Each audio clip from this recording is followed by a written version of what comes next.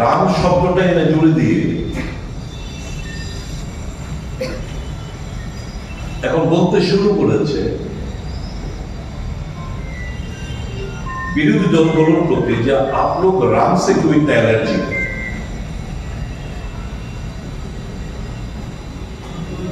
নিশ্চয়ই আমাদের রামের প্রতি আমাদের কোনো এলার্জি নেই। রাম হচ্ছেন সকলের হৃদয়ে বসবাস করেন, তাকে আমরা পুজো করি। এই পার্লামেন্ট অধিবেশনে ভারতবর্ষের ইতিহাসে জনকল্যাণমুখী একটা স্কিম MGNREGA, যেটা ইউপিএ জামানায় শুরু হয়েছে, সেই আইনটাকে বাতিল করে সংখ্যাগরিষ্ঠতার জোরে দেশবাসীর ভাবাবেগকে অসম্মান করে একটি নতুন আইন প্রণয়ন করে কেন্দ্রীয় সরকার, VBG রামজি। মহাত্মা গান্ধীর নাম বাদ দিয়ে যাতে করে রাম শব্দটা এনে জুড়ে দিয়ে এখন বলতে শুরু করেছে বিরোধী দলগুলোর প্রতি যে আপ লোক রাম সে কোই এলার্জি।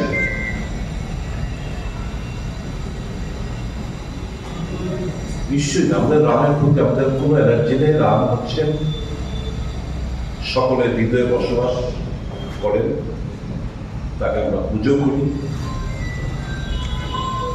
কিন্তু রাজনৈতিক লাভালাভের কথা মাথায় রেখে এবং শুধু নাম পরিবর্তনই নয়, মহাত্মা গান্ধীকে ফাদার অফ দ্য নেশনকে শুধু অসম্মানই নয়, এই যে পুরো স্কিমটা যেটা ছিল MGNREGA, যে অধিকার মানুষের কাছে ইউপিএ সরকার প্রদান করেছিল, সেই অধিকার কেড়ে নেওয়া হয়েছে। কাজে এই আইন আমি বলবো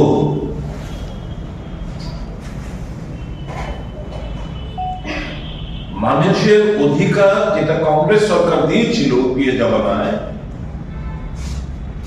সেই অধিকারকে খর্ব করা হয়েছে। এই আইনে 125 দিনের কাজে উল্লেখ করা হয়েছে মানুষকে বিভ্রান্ত করার জন্য। এই কথা বলে অধিকাংশ স্টেটগুলোর জন্য 60:40 রেশিওতে, অর্থাৎ 60% টাকা কেন্দ্রীয় সরকার দেবে, 40% টাকা রাজ্য সরকার বহন করতে হবে। প্রত্যেকটি রাজ্য অর্থনৈতিকভাবে বিপর্যস্ত, ঋণে জর্জরিত। স্বাভাবিকভাবেই এই 40% শেয়ার টাকা দেওয়ার মতো অবস্থায় রাজ্য সরকারগুলো নেই। এই যে 125 দিনের কাজ যেগুলো উল্লেখ করা হয়েছে এই আইনে, স্বাভাবিকভাবেই এটা একটা আইমাস ধারের কাছে পৌঁছবে না।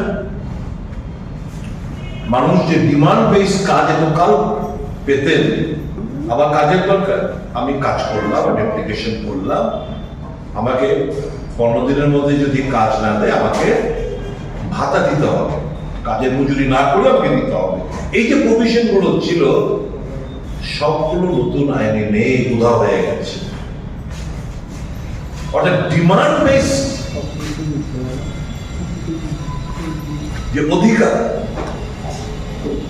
সেটা ছেড়ে দেওয়া হয়েছে নতুন আইন।